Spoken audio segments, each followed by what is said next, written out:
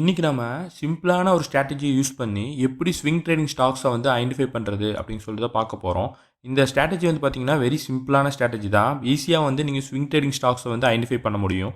நீங்கள் பிகினராக இருந்தால் கூட வந்து இந்த ஸ்ட்ராட்டஜியை வந்து உங்களால் ஈஸியாக இம்ப்ளிமெண்ட் பண்ணி ஸ்விங் ட்ரேடிங் ஸ்டாக்ஸை வந்து ஈஸியாக ஐடென்டிஃபை பண்ண முடியும். ஸோ இது சிம்பிள்னு சொல்கிறேனே, இது வந்து அந்தளவுக்கு எஃபெக்டிவாக இருக்குமான்னு சொல்லிட்டு நீங்கள் நினச்சிங்கன்னா கண்டிப்பாக இந்த ஸ்ட்ராட்டஜி வந்து வெரி எஃபெக்டிவான ஸ்ட்ராட்டஜி. ஸ்விங் ட்ரேடிங் ஸ்டாக்ஸை வந்து ஐடென்டிஃபை பண்ணுறதுல நான் சொல்ல போகிற இந்த ஸ்ட்ராட்டஜி வந்து ரொம்பவே எஃபெக்டிவாக இருக்கும். ஸோ நம்ம டேரெக்டாக அந்த கான்செப்ட்டுக்குள்ளே போயிடுவோம். இந்த ஸ்விங் ட்ரேடிங்க்கு நல்ல மொமெண்டம் இருக்கக்கூடிய ஸ்டாக்ஸை தான் வந்து நம்ம பிக் பண்ணணும். ஸோ இந்த ஸ்ட்ராட்டஜி வந்து பார்த்திங்கன்னா அதுக்கான ஸ்ட்ராட்டஜி தான். ஸோ இந்த ஸ்ட்ராட்டஜி வந்து ஈஸியாக வந்து அந்த ஸ்விங் ட்ரேடிங்க்கு நல்ல மொமெண்டம் இருக்கக்கூடிய ஸ்டாக்ஸை வந்து ஈஸியாக ஐடென்டிஃபை பண்ணி கொடுத்துரும். இன்றைக்கி நம்ம இந்த ஸ்ட்ராட்டஜியில் யூஸ் பண்ண போகிறது வந்து பார்த்திங்கன்னா RSI இண்டிகேட்டர் தான். ஸோ எல்லாத்துக்குமே இந்த இண்டிகேட்டர் ஃபெமிலியரான இண்டிகேட்டர் தான். ரிலேட்டிவ் ஸ்ட்ரென்த் இண்டெக்ஸ்னு சொல்லக்கூடிய இந்த RSI இண்டிகேட்டர் தான் நம்ம யூஸ் பண்ண போகிறோம். இதில் வந்து நம்ம 3 டைம் ஃப்ரேம் யூஸ் பண்ண போகிறோம். டெய்லி, வீக்லி மற்றும் மந்த்லி ஆகிய 3 டைம் ஃப்ரேமையுமே வந்து பார்த்திங்கன்னா இந்த ஸ்ட்ராட்டஜியில் யூஸ் பண்ண போகிறோம். ஸோ இந்த ஸ்ட்ராட்டஜியோட கண்டிஷன் என்னென்னா, மந்த்லி RSI வந்து 60க்கு எபோவ் இருக்கணும். அதே மாதிரி வீக்லி RSIயும் வந்து 60யை கிராஸ் பண்ணியிருக்கணும். டெய்லி RSIயும் அதே மாதிரி 60யை கிராஸ் பண்ணியிருக்கணும். இந்த செட்டப்பில் பார்த்தீங்கன்னா நம்ம என்ன சொல்லியிருந்தோம், 3 டைம் ஃப்ரேம்லேயுமே வந்து இந்த RSI 60க்கு மேலே இருக்கணும்னு சொல்லியிருந்தோம். ஸோ இதோட எக்ஸ்ப்ளனேஷன் உங்களுக்கு நான் கொடுக்குறேன். இந்த செட்டப்பில் இருக்கும்போது ஒரு ஸ்டாக் எப்படி இருக்குன்னா, இந்த 3 டைம் ஃப்ரேம்லேயுமே வந்து 60 அபோவ் RSI இருக்கும்போது அந்த ஸ்டாக் வந்து நல்லா ஸ்ட்ராங்லி புல்லிஷ் மொமெண்டமில் இருக்கும். ஸோ இதனால் வந்து பார்த்தீங்கன்னா ஃபால்ஸ் பிரேக் அவுட் ஆவதற்கான வாய்ப்புகள் வந்து மிகவும் கம்மியாக இருக்கும். மேலும் வந்து பார்த்தீங்கன்னா இந்த ஸ்டாக் வந்து அப் ட்ரெண்ட்லேயே போகக்கூடிய வாய்ப்பு தான் அதிகமாக இருக்குமே தவிர ரிவர்சல் ஆகிறதுக்கான வாய்ப்புகள் கம்மியாக தான் இருக்கும். ஸோ மூணாவது விஷயம் என்னென்னா, இந்த செட்டப்பில் இருக்கக்கூடிய ஸ்டாக்ஸ் எல்லாமே வந்து பார்த்தீங்கன்னா நல்லா ஃபாஸ்ட்டாக மூவ் ஆகும். ஸோ ஸ்விங் ட்ரேடிங்கே வந்து பார்த்தீங்கன்னா ஷார்ட் டைமில் வந்து நல்ல ஒரு கெயின்ஸ் எடுக்கிறதுக்கு தான் வந்து நம்ம இந்த ஸ்விங் ட்ரேடிங்க்கு வருவோம். ஸோ இந்த ஸ்ட்ராட்டஜி யூஸ் பண்ணும்போது வந்து பார்த்தீங்கன்னா, இந்த ஸ்ட்ராட்டஜியில் நீங்கள் ஐடென்டிஃபை பண்ணக்கூடிய ஸ்டாக்ஸ் எல்லாமே வந்து பார்த்தீங்கன்னா நல்ல மூவ்மெண்ட் வந்து ஷார்ட் டைம்லேயே கொடுக்கும். நல்லா ஃபாஸ்ட்டாக மூவ் ஆகும். ஸோ நீங்கள் வந்து யூஸ் பண்ணி பார்க்கும்போதே உங்களுக்கு புரியும். ஸோ இந்த செட்டப் கூட நான் சொல்கிற இந்த 3 அடிஷ்னல் கன்ஃபர்மேஷன்ஸையும் வந்து நோட் பண்ணிக்கோங்க. ஸோ இந்த 3 கன்ஃபர்மேஷனும் வந்து இருந்துச்சுன்னா இந்த செட்டப் கூட கண்டிப்பாக வந்து அந்த ஸ்டாக் வந்து நல்ல ஹை மொமெண்டமில் தான் கண்டிப்பாக இருக்கும். ஸோ அதுக்கு ஃபஸ்ட் கன்ஃபர்மேஷன் என்னென்னா, வால்யூம் வந்து பாருங்கள். ஸோ அந்த வால்யூம் வந்து கீப் ஆன் இன்க்ரீஸிங்காகவே இருந்துச்சுன்னா கண்டிப்பாக இந்த செட்டப் வந்து நல்ல புல்லிஷாக மொமெண்டமாக இருக்கும். ஸோ ரெண்டாவது விஷயம் வந்து moving average. Current market price நீங்கள் பார்க்கக்கூடிய ஸ்டாக்கில் கரண்ட் மார்க்கெட் ப்ரைஸ் வந்து 50 டேஸோட மூவிங் EMAக்கு மேலே இருந்துச்சுன்னா கண்டிப்பாக வந்து இந்த ஸ்டாக் நல்லா புல்லிஷ் மொமெண்டம் இருக்கிறதுக்கான கன்ஃபர்மேஷன்ஸ் அதிகமாகவே இருக்குது.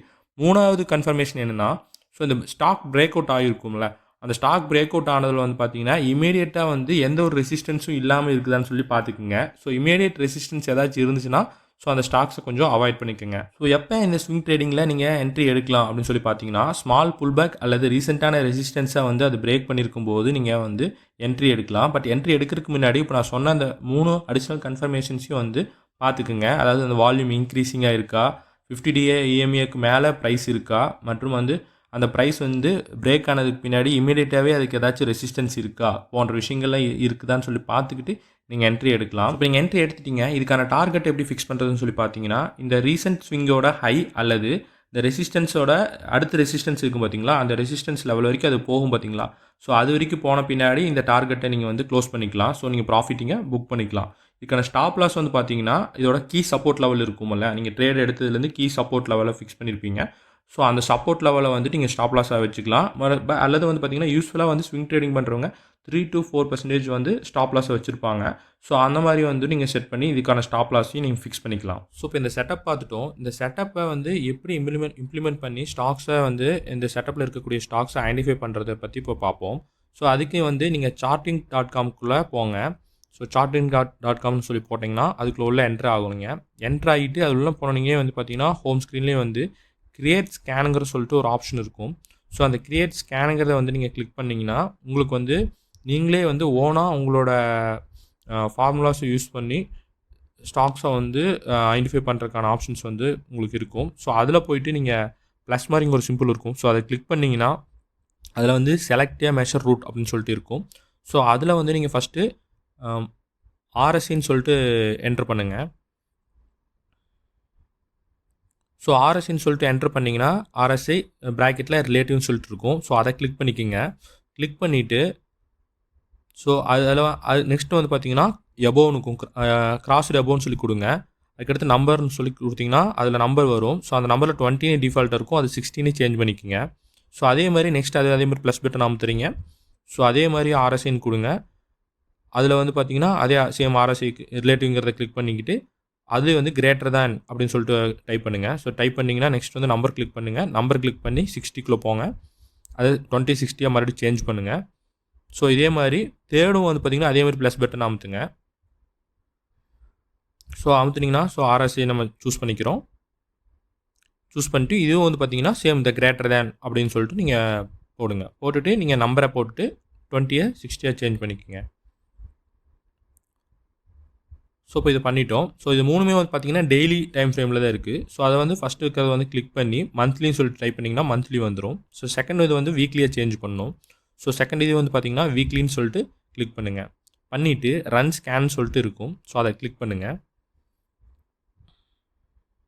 ஸோ அது ரன் ஸ்கேன் கொடுத்தீங்கன்னா அது ஸ்கேன் ஆகி இந்த செட்டப்பில் இருக்கக்கூடிய ஸ்டாக்ஸ் எல்லாத்தையுமே வந்து உங்களுக்கு அதை ஐடென்டிஃபை பண்ணி எடுத்துகிட்டு வந்துடும். உங்களோட ரெஃபரன்ஸ்க்கு வேணுன்னா இந்த செட்டப் வேணுன்னா ஸ்க்ரீன்ஷாட் எடுத்து வச்சுக்கோங்க. ஸோ இதில் ஃபில்டர் ஆகி வந்திருக்கிற எல்லா ஸ்டாக்ஸுமே வந்து ஸ்விங் ட்ரேடிங்கான ஸ்டாக்ஸ் தான். இதில் எந்த ஸ்டாக்ஸ் வேணால் நம்ம வந்து ஸ்விங் ட்ரேடிங்க்கு என்ட்ரி ஆகிக்கலாம்னு சொல்லிட்டு யாரும் என்ட்ரி ஆகிடாதீங்க. ஸோ இது வந்து நம்ம சொன்ன கண்டிஷனில் சாட்டிஸ்ஃபை ஆன ஸ்டாக்ஸு.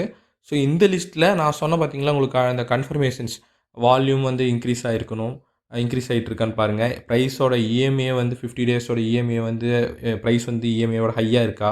ஸோ அந்த மாதிரி விஷயங்கள்லாம் வந்து சாட்டிஸ்ஃபை ஆகுதுன்னு சொல்லிட்டு பாருங்கள். அந்த ஸ்டாக் வந்து நல்லா புல்லிஷ் மொமெண்டமில் தான் இருக்கான்னு சொல்லிட்டு நம்மளால் அந்த ஸ்டாக்ஸோட சார்ட்டை பார்த்தாலே ஐடென்டிஃபை பண்ண முடியும். அப்போ அந்த புல்லிஷ் மொமெண்டமில் இருக்குதுன்னு சொல்லிட்டு நம்மளுக்கு கன்ஃபர்மேஷன் ஆனால் அந்த ஸ்டாக்கில் வந்துட்டு என்ட்ரி எடுங்க. ஸோ இதில் ஃபில்டர் ஆகி வந்துருக்கிற ஸ்டாக்ஸ் வந்து ஃபஸ்ட்டு நம்ம சொன்ன அந்த கண்டிஷனை சாட்டிஸ்ஃபை ஆகிருக்கான்னு சொல்லிட்டு பாருங்கள். அதாவது அந்த ஆர்எஸ்ஐ வந்து எல்லாமே வந்து 60 and above இருக்கா 3 டைம் ஃப்ரேம்லேயும் சொல்லிட்டு பாருங்கள். ஸோ அதுக்கு வந்து ஜஸ்ட் உங்களுக்கு எப்படி பண்ணுறதுன்னு சொல்லிட்டு நான் அதுக்கு ஒரு சின்ன ஒரு எக்ஸாம்பிள் சொல்கிறேன். ஸோ இப்போ வந்து நம்ம ஃபோர்ஸ் மோட்டார்ஸோட ஸ்டாக்ஸை வந்து பார்ப்போம்.